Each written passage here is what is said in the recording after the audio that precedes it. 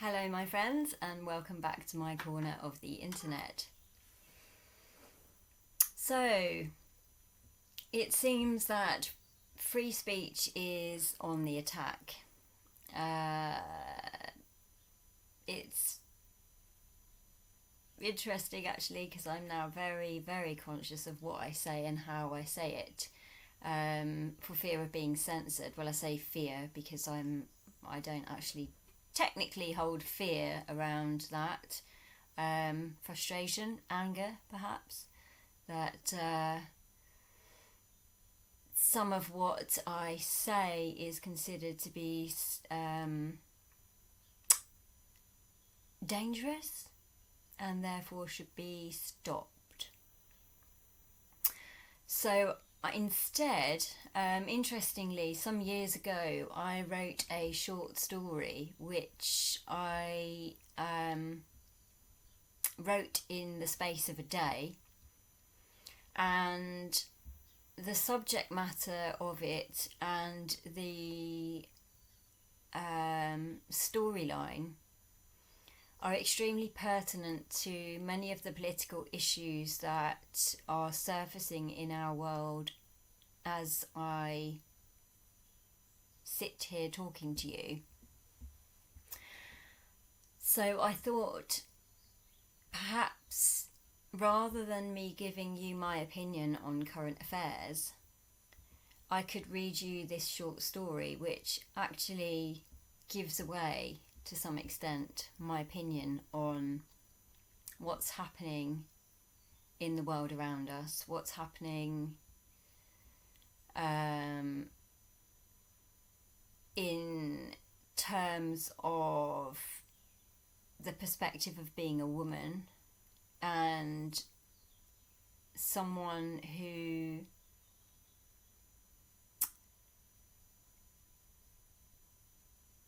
I suppose would be I'm being careful about how I choose my words, conscious of the power they hold. Someone who has always been very suspicious and rejecting of any ideologies which impose doctrine which is restrictive of any human being, regardless of colour, gender, etc., ethnic origin, whatever it may be. And that's not to say that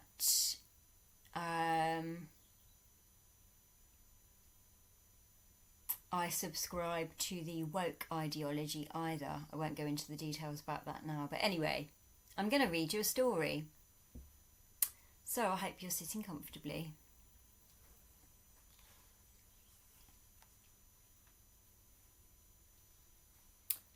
It's called Afsaneh. Big issue, madam. Big issue. He called to her, just as he called to every community. Oh. I'll start again. Apologies as well for the rawness of some of my videos. I do not have the facility, time, energy, etc. to go into the editing process at the moment, so there won't be any outtakes. You'll just see me mess up occasionally and have to apologise for it. So hopefully this will flow beautifully. Big issue, madam. He called to her, just as he called to every commuter each morning as they filed like ants industriously to their respective slots within the machine that drove the turning of that great economic wheel on which so much of life seemed to depend. The wheel he'd been excluded from for many years now, ever since his world imploded.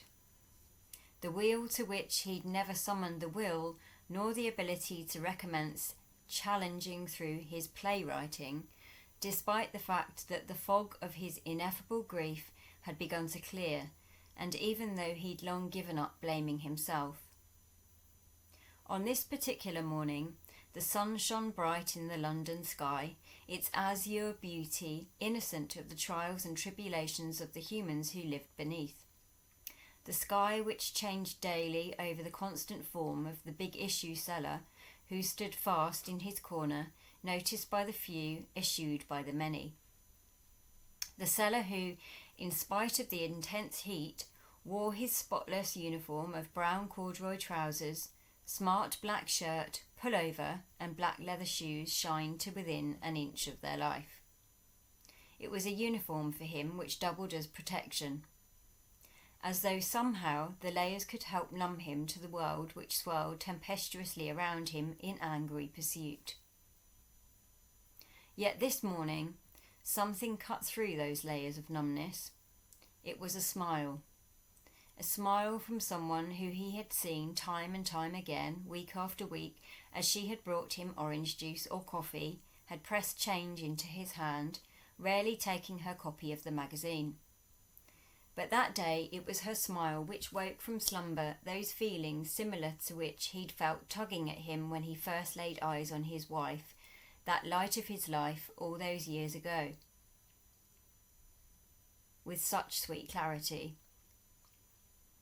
22 years young she'd been when they'd first glimpsed each other across the campus lawn as she'd sat reading The God of Small Things in the shade of the weeping willow tree, its silver, wiry trunk supporting her slight frame. Part hidden in the shadow of a laburnum, he'd watched as she turned a page, squinted up at the sky, rubbed a hand on the nape of her neck, before leaning back to concentrate on the words in front of her. Her hair shone black, reflecting the dappled sun's light as it fell through the leaves and rested on the olive skin not covered by her pale green shirt. A tress of her silken hair had escaped from the pile clipped upon her head, falling across her eyes, and he remembered being forced to suppress a tremendous urge to walk over and uncurtain the beautiful visage it veiled. "You are the goddess of small things," he'd thought to himself as she'd shyly looked away from his gaze, quickly trying to disguise her embarrassment as she'd caught sight of him observing her. But he was certain he discerned a smile, and yes, there it was. Demurely, she couldn't help herself and looked up from her book to meet his eyes for a split second before once again immersing herself in the story cupped in her hands. "Joe," called his friend. "We've got to run, man. We're going to be late for our lecture." "Okay, I'm coming," he said, turning to see his friend Simon looking at him, a pleading expression clouding his features.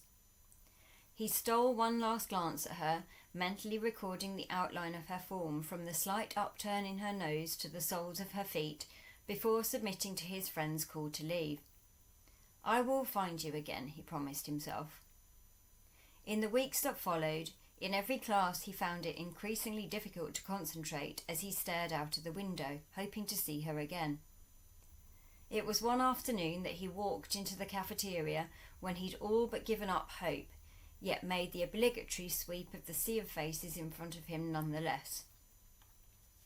He felt the beating of his heart in his mouth as he saw her, sat alone at a table in the corner, and summoning all the courage he could muster, he took his tray and headed in her direction. Looking up, she saw him and smiled. "Do you mind if," he said, with a slight stutter thanks to the heart sat beating in his mouth. He cleared his throat. "Do you mind if I sit here?" he asked, indicating at the empty seat next to him. "Of course not," she replied. Placing his tray on the table, he leaned across and proffered his hand. "I'm Joe. Good to meet you." "Hello, Joe. I'm Afsaneh." It's good to meet you too. Can I get you something? A Coke, maybe? No, really, I'm fine. Thank you for offering. So, Afsaneh, that's a very beautiful name. Does it have a special meaning? Well, actually, it means a fairy tale. Well, that's very appropriate, because, well, without sounding too cheesy, I hope. He paused before meeting her gaze. You look as though you've just stepped out of one. She looked down shyly. So where are you from? Well, my parents and I came from Iran. And have you been here long? Well, it's my first year. What made you come here? He asked, his curiosity undisguised. Well, we couldn't stay in Iran. We left when I was given a place on the English and journalism course. You couldn't stay because... He stopped himself. I'm sorry, you must think me rude, prying. No, it's fine. You should know. The world should know. My family, like many of my people, were completely disillusioned with what is being done to our country in our name. Until there's war, we cannot see any hope of change. It's sad, but the people are too afraid to speak out. And you? What are you studying? Well, I'm studying history. And you chose to study English because? He said, turning the conversation to focus back on her. Because I'm in love with language, its history, its evolution, and the power it has as a weapon. It can be a mode for instigating change, mobilising people, maybe even securing peace. She looked down again shyly. Go on, he said, touched by her eloquence. For years I have studied at home alone in secret. The leaders in my country understand the power that true education holds, and this is why we are taught only limited subjects, mostly religion, particularly if you're female, because it's considered dangerous. It makes me so very angry. He was slightly taken aback by this outburst and the passion in her words. Seeing his reaction, she quickly added, I appear to be ranting on. How do you English say? On my soapbox? She smiled. It's something I'm passionate about. It has had a big impact on my life. My family are sad to have come here under such circumstances, and I haven't really spoken to many people at university about it, mainly because people seem to be afraid to ask me. So what is education really like in Iran?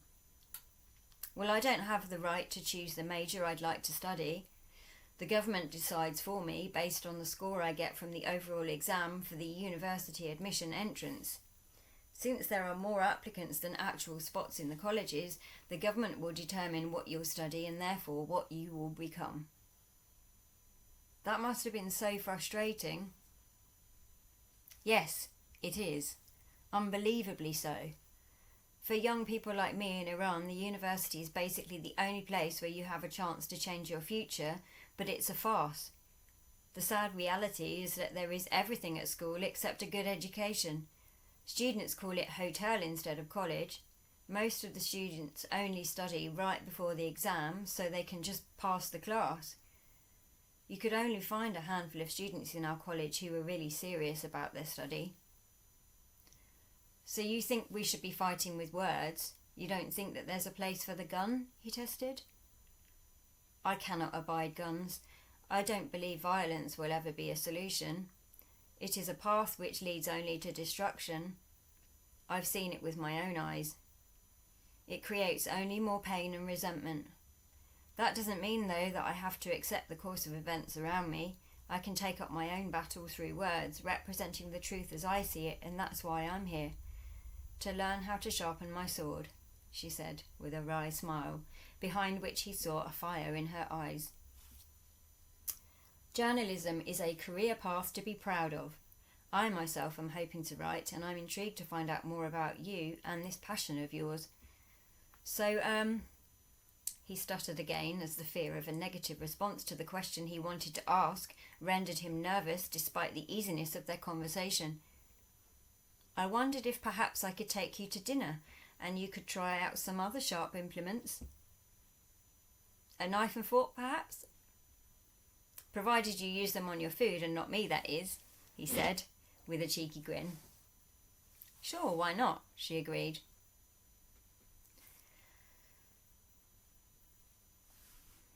As he stood outside the window of that same restaurant one night in the middle of winter, dressed in his time-worn clothes, he remembered like it was yesterday how the candlelight had captured her features, how he had been barely able to eat for the adrenaline that ran through him, tying his stomach in knots as he hoped, dreamed to take hold of her, keep her.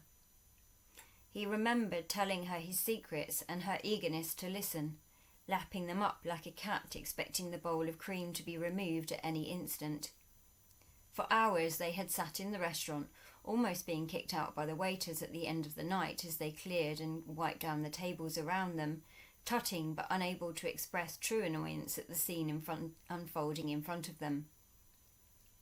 He told her that he came from a Romani family in Hungary, but he had been born here in the UK. They were lucky and fled the country just before Hitler's army turned on them on discovering the peace deal that was being wagered with the UK and the US. She told him about how difficult it had been to leave Iran, how hard it was to come to a new country, but how welcoming the people in London had been to her and her family. He told her that he wrote plays, and she found them to be stories of such depth and intensity that hearing them was like riding an emotional roller coaster. His characters overcame insurmountable odds to triumph over adversity, stories in which the little man wins over the authoritarian evil. My passion, he'd said, is to show how the world could look and put up a mirror to those who do wrong in the hope that they will see what they are doing and work to change it. Perhaps some of my writing is a little utopian, but I believe that unless you can show people how good things can be, they will never see it as possible. I realise that you can't change the world through a play, but I also believe, like you, that if you show people the truth, the nuances that they wouldn't necessarily pick up on their own, we can at least have a starting point. He watched a waiter pour red wine into a glass, evoking again the divine mix of wine and dessert on her lips when they'd finally kissed, and she'd propelled him to a place of which he'd never even dreamed. He put a hand to his face, remembering the softness of hers as it had crossed his cheek, which was now caressed by a tear, and he smelt again the sandalwood and cinnamon scent of her. The weeks had passed and they'd spent more and more time together, debating politics, the economy, the places they'd travelled, and passionately reliving details of their childhoods, piecing together each other's stories late into the night. Slowly their dreams for the future began to merge into one, as they saw themselves visiting the ancient ruins in Rome and Greece, and following the Inca trail as the Aztecs had done, so that each time it became more difficult to separate and for him to leave and go to his own bed. Finally, one night, they'd lain in Afsaneh's loft room on her bed, looking up at the few stars they could make out in the blanket of the night sky through the window in the roof, and as he turned to look at her face all silvery in the moon's embrace, she'd whispered, "Please don't go." He saw the way she'd arched her back in pleasure under his light-fingered touch, like butterflies on her silky skin. He remembered the blue rivers of veins that mapped across her body, wrapped around her muscles, and the way he'd traced them with his hands, hungrily looking for the source of her, the key to the door of passion that burned bright within her. He felt again the coursing of her through him, as across 2 continents they joined in mutual understanding, their bodies entwined, a single energy. From the first time that he'd seen her sitting under the willow tree, she'd swallowed him whole so that he no longer knew where he ended and she began.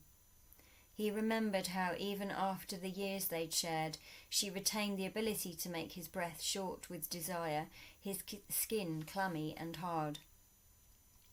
Sitting under the arches at Waterloo Bridge, tired and worn like an old shoe, he waited for the sun to go down so that he could stretch out and sleep after another night of wandering the streets.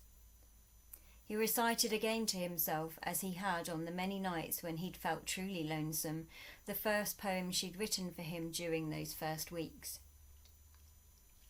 Wanton of being enveloped in your hard, soft form, lost in the passion of a kiss, a desire so intense and pure that I dance on its wave of unfathomable depth, at the bottom of which lies fear, listless from gorging on bruises and open wounds, but with the spear of trust and the threat of love, he diminishes fast, till all that's left is an incomplete and naked lust, wanting to be fulfilled. Desolate, wandering across the Millennium Bridge at 3 a.m, he'd watch their image, hand in hand, ghost-like, in the white glare of the spotlights illuminating their path, saw himself pull her to a halt, taking her face in his hands and drinking from her, drawing her into him against winter's hands. He remembered the day of their graduation, when she'd run to him yelling, "Oh my God, Joe, I got a first! I got a first!" The day that he was enveloped in an immense feeling of pride as he scooped her up, kissing her all over. "We're going out to celebrate. Champagne for my beautiful," he'd said with excitement. "I knew you'd do it, and I've been secretly saving for the occasion, so this evening, my darling, we are going to go wherever you wish. You'll only have the best." "Joe, you really didn't have to do that. I know, but you've worked so hard, you deserve it. I want you to feel special." And later, as they'd stood looking on the water at the Serpentine, watching the white elegance of the swans as they slept in their twos, he'd interrupted the silence and asked her to open the envelope containing his degree results. "I've been saving them so that you can help sympathise if they're bad," he said with a wink, bravado brimming over from the earlier bubbles. Opening the envelope, a ring had fallen into her hand. He'd looked down at her as she'd laughed nervously before shouting, "Yes! I haven't even asked anything yet. But I know what you're going to ask. How? Why else would you be giving me a ring, my lovely?" "It could simply be a token gesture, a nice gift," he said, smiling down into the eyes shining up at him with glee. "Oh, come on, Joe. Oh, okay. Seriously, listen for a moment. I have loved you since I first saw you that day in summer 3 years ago, and I would never have dared dream that this moment might become possible." Bending on one knee, he continued, "But I want you more than I want my own life. My Persian princess, my goddess of small things. Will you be my wife?" "Yes, my darling, I will." They'd danced in ecstasy to the music in their heads at the edge of the lake in the moonlight. At home they were unable to part. Lying in the half-light, they talked of the life they would lead together while he stroked her hair. The house they would eventually settle in when Afsaneh was ready to take a break from the career in journalism, the one on which she was about to embark. They both knew that eventually, when the time was right, they would want children together. For years he'd pushed away thoughts of those children never to be, with another swig of beer. He'd drunk himself through the depths of despair from the second he'd received the news that would change his life forever. Of course, the next hurdle after the marriage proposal had been to gain parental approval. It hadn't been easy. Though Afsaneh's parents were very modern in their thinking, it took them some time to adjust to the thought that she would marry a non-Muslim. However, after many conversations over long tea-drinking sessions with Afsaneh's father, he came to trust Jo and gave his daughter over willingly, certain of her future happiness.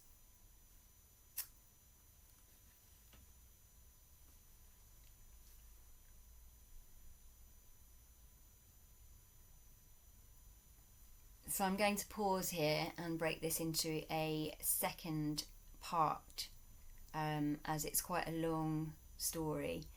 I feel it might be best for someone to digest it in 2 parts. So I'm going to stop here and I'll return with the second part shortly.